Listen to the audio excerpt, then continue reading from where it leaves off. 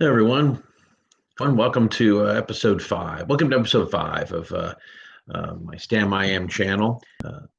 Looks like I'm starting to get more viewership. It's great, little by little, and importantly, I'm getting reaction. I guess you're having an effect when you start to get comments either directly on the page here or on Facebook where you repost what you're doing and whatnot. So great.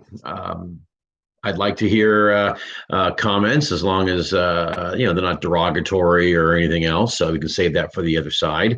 But this episode here, I think it's important to start talking about what being a conservative means. And of course, I can preface this with what being a conservative means to me. But in particular, I want to talk about there's really, in my mind, two types of being a conservative. There's being a religious conservative, and then there's being a political conservative. And I think since coming to North Texas, it's become evident to me that here it's very popular to say, I'm a conservative. Oh, I'm a conservative. If you're running for any elected office, unless you are just a diehard, staunch Democrat, proud Democrat. Ironically, where I was living 2 years ago and the years before when I ran for office, the local councils, it was actually more beneficial for most of those who I was running against, or depending on the situation, running with, to say how progressively Democrat they were. Okay. These are people who basically talked about how Hillary Clinton was not progressive enough. And if you want to see an example of that, just look lately at some of the riots and things that are going on in Portland and Seattle again, not from way back when, okay, back in 2020. This week, there are progressive Democrats who don't think that Biden and the administration are doing enough to further their cause and everything else, and you're going to start seeing some problems there. But here on the conservative side, there needs to be some discussion about what the differences are. And many of us are both. I will explain why I consider myself both a religious conservative, but also more importantly, a political conservative, and how it's important to talk about if those that are political conservatives, that we should have to stop worrying about whether they are religious conservatives. But also we have to take on those that love to say that they're conservative Republicans. And true, they may be religious conservatives. They believe in pro-life. They believe in traditional marriage and those kind of things. Okay. But when it comes to political conservatism, this is where they need to be challenged, because on the things they either vote for or don't stand up against, this is why we're having those challenges. But then in the meantime, they come out every 2 or 3 years, whenever they're running for re-election, and brag about how conservative they are because they go to some church, okay? And they may even volunteer in that church, and they go up and give the lecture or do whatever. Or some of them are even, every so often give they preach a sermon or whatever, and boom, suddenly, oh, they should be considered conservative Republicans because they do that. We have some elected officials who have been bragging about that and talking about that, and I don't believe that's the case. I actually, in my thumbnail for this, showed a book. This is one that when I joined the Tea Party movement back in 2009, one of the original ones to do so. I've told many of you about how I was proud to be on the beach of Dockweiler in El Segundo with many of good friends of mine, and two of our leaders, Nathan Mintz, who was a fellow Raytheon employee, one of my engineers, and Gary Avon, started a great movement, which I was very blessed to be part of, take advantage of somewhat when I ran for state senate. But this book here is called The Patriot's Toolbox, and it talks about a lot of what I call the politically conservative principles and things. So I'm looking down a couple of things here, but many of you who were part of the Tea Party movement back in 2009, 2010 and on, remember that we needed to be careful about separating Tea Party conservative principles and values from the religious ones. Many wanted us to get on and fight for, the end to abortion and the end to anything besides traditional marriage and everything else. And while to me personally, those are important to end that, I am extremely pro-life. I do not believe that there is any reason for the killing of innocents, whether it is babies in the womb or even at the other end of life. I do not believe in Dr. Kevorkian style of working the else, but at least at that end, there is some choice being had. But at the same time, I am a proud Knight of Columbus, as many of you know, and I do believe that there is some mission there. What a Tea Party patriot believes, though, isn't so much that we need to end all abortions. What we need to end is taxpayer-funded abortions, government-funded abortions. We need to end all donations and contributions to Planned Parenthood. Those we can agree on, whether you are truly pro-life. There are many who are not necessarily pro-life, but at the same time say, hey, that is not what government funding should be for. That is where the Tea Party will come in and say, yes, absolutely. And that's where I also fought that. We want to focus on that, and we did very well in 2010. We did not well to a degree in 2012, even though President Obama won re-election, but he did not carry the day if you look back when it came to congressional seats or anything else. And then in 2014, further on, that's when the Democrats also lost the Senate. They lost the House in 2010, if you remember Speaker Boehner, and the rest. And then moving forward. That was, to me, if you you'd have to really make a great case to tell me that it wasn't the Tea Party patriots that really had a lot to do with that. Now, one of my big problems was that the Tea Party movement, I believe, was hijacked by a lot of these corporate interests and different people who wanted to turn it and make a profit out of it, and it lost much of its grassroots and pure. That one of the things that comes out of what's going to be going on is I will not be surprised if we have a revival of the Tea Party movement and everything else. We're going to call it the Patriot movement or whatever it's called, but I think it's something that is grossly needed. But when you look into my toolbox here, one of the things that it has here is I like going over the overview of this book. And if you have an opportunity to go on to one of the old used bookstore sites, whatever, and find one of these, great. It's written by the Heartland Institute, and I would not be surprised if they still have it available. I've never checked because I've always gone back to this. This is one of my political Bibles. So anybody locally who would like to borrow it, you'd have to. I would check it out like a library book, because I said I take this back. But there are 8 chapters in this book, and I am not going to reread, go into detail. But I'll just tell you real quickly. You want to know an overview of this book and what it means? It's all about freedom. It's all about the American experience and the reforms that we were looking at back in 2009, included the following. Under healthcare reform was the first book chapter, and it talked about better healthcare at lower prices, repealing unnecessary regulations and everything.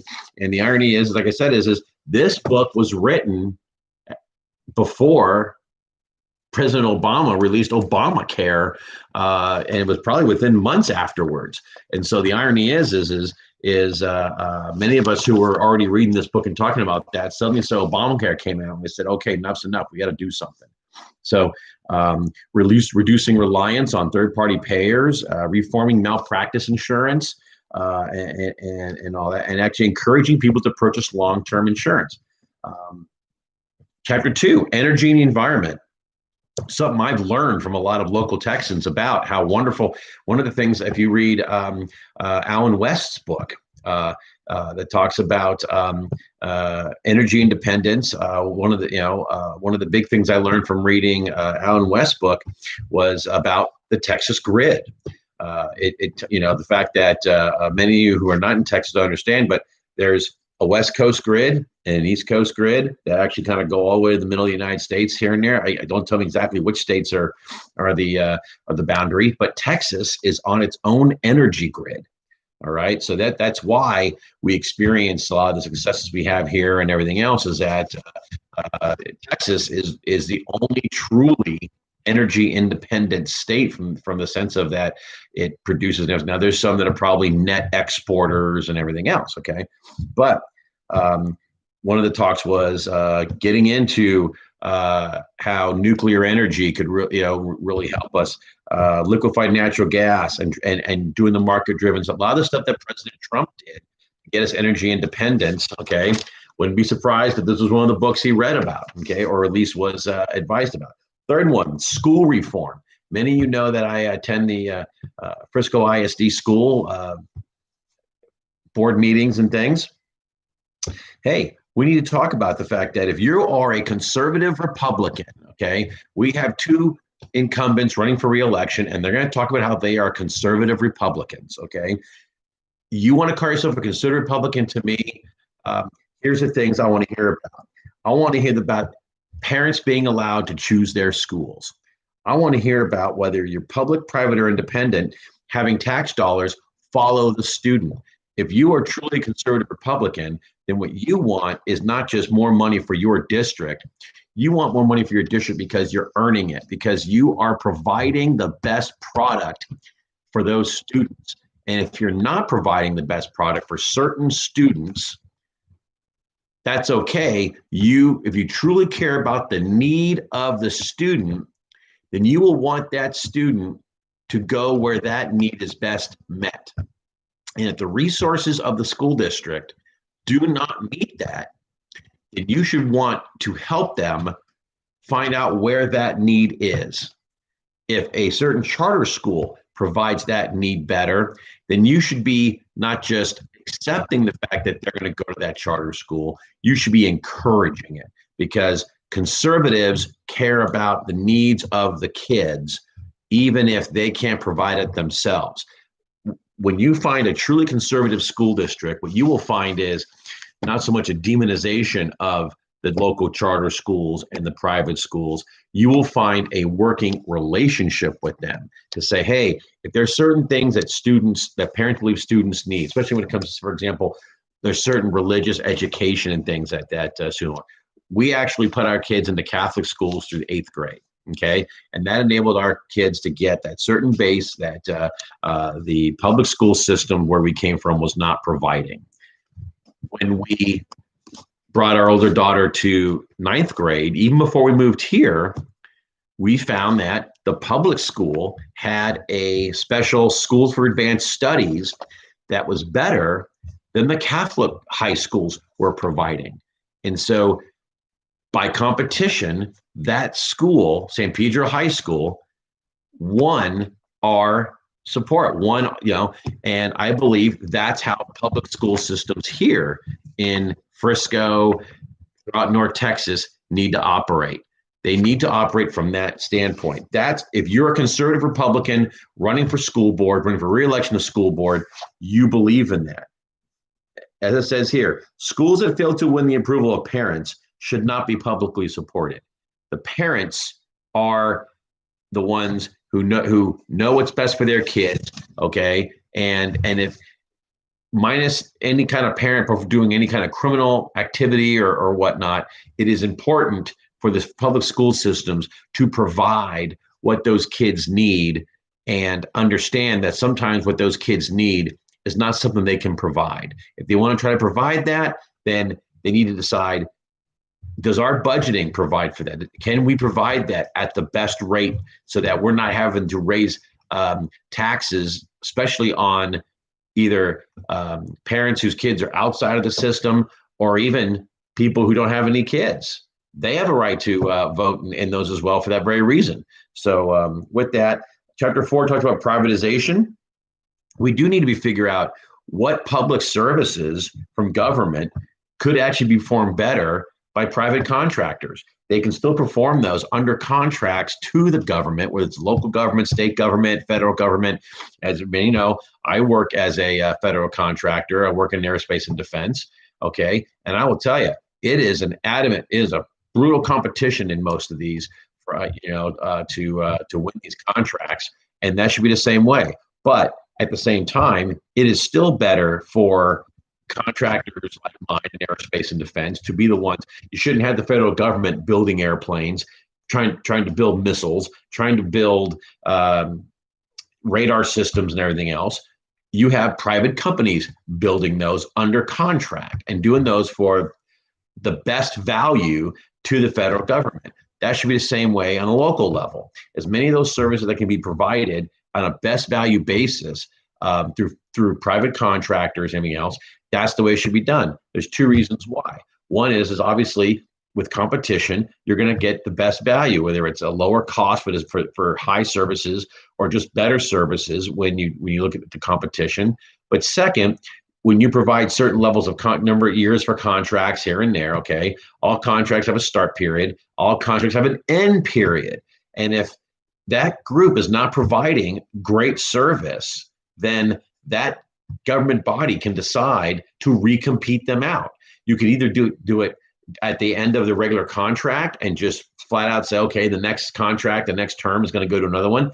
Or if you really feel they're not doing a good job, there are provisions, termination for convenience or termination for default. And so there are always opportunities to do that. When you put these services, though, in the hands of government workers and everything else, you can't do that. You are stuck with who you have. You are stuck with any of the poor performers or anything else. You got to try to figure out how to get rid of somebody here and there. And as we know, that is very difficult. Trying to get a public employee removed from a position, whether they're doing something nefarious or whatever. I can share some stories about what it's been taking to do that. And one of the reasons why California and many of these states are having their problems is because they can't remove bad cops, bad teachers, and the list goes on. I see my time's going up, so I want to keep going here. Some of the topics here. Chapter 5, business climate reveals the importance of low taxes, avoiding corporate welfare, removing special privileges for special interest groups and labor unions and whatnot, reducing barriers. Chapter 6, telecommunications, talks about new private investments and things.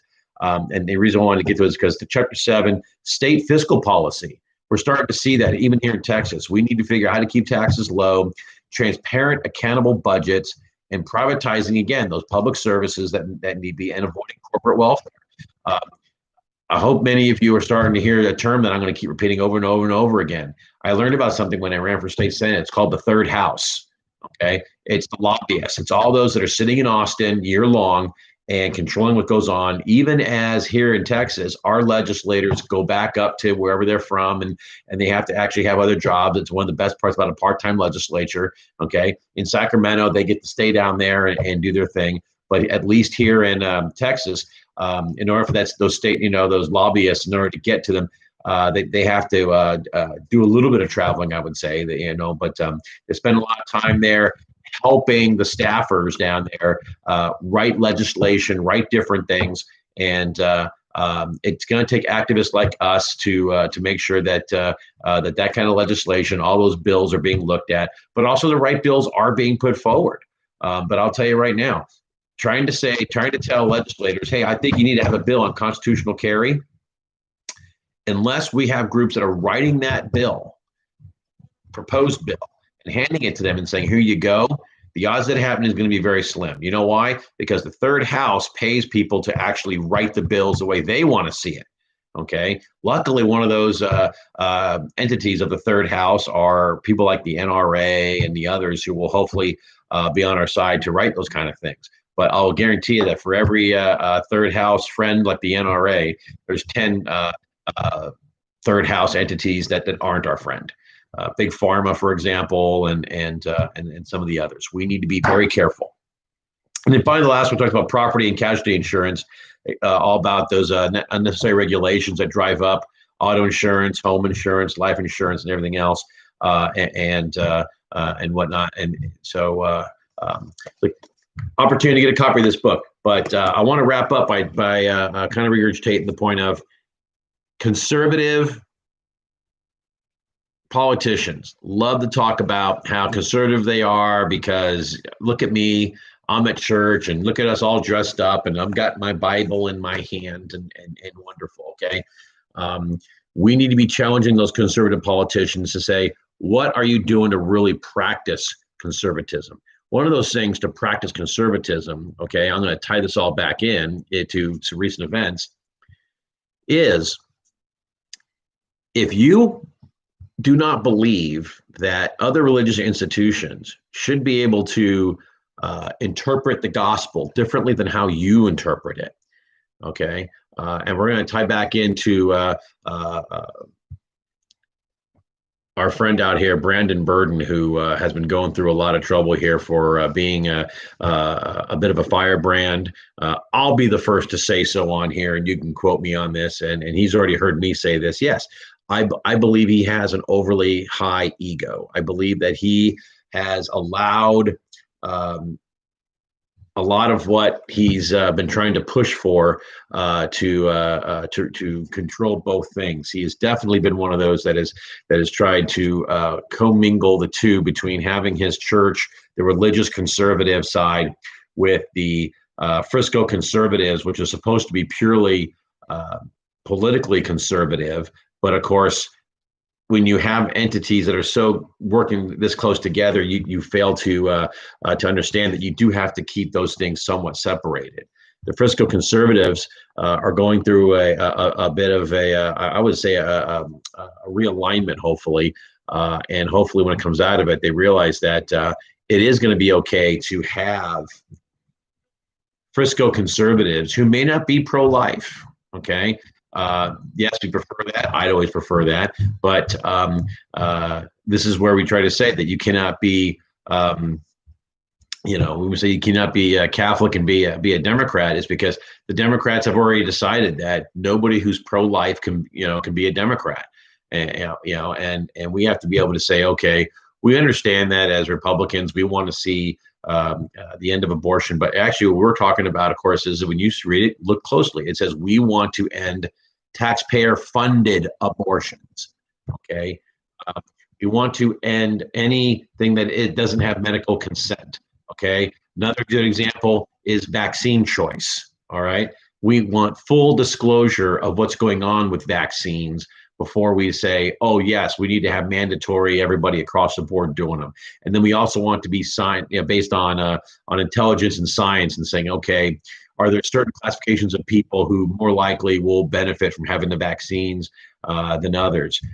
Should a 16-year-old student athlete who eats well, who works out regularly, and has had absolutely no symptoms whatsoever, should that young man or woman be getting a vaccine? Probably not, in my book. All right, as opposed to somebody who's got all kinds of pre-existing conditions and is in their late 80s and or someone who is being exposed because they work in the medical profession.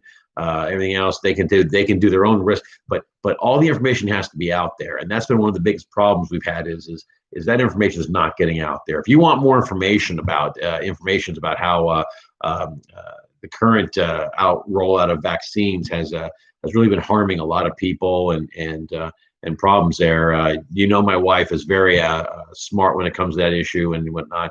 All right, look at Hank Aaron. Okay, we mourn his loss. Wonderful hero and everything else for baseball and really breaking the color barrier and everything else. Okay, anybody who truly mourns his passing needs to be asking questions about why is it that a healthy Hank Aaron, 16 days after he took this vaccine to be, hey, let me promote it out there and help out, whatever, 16 days he passes away.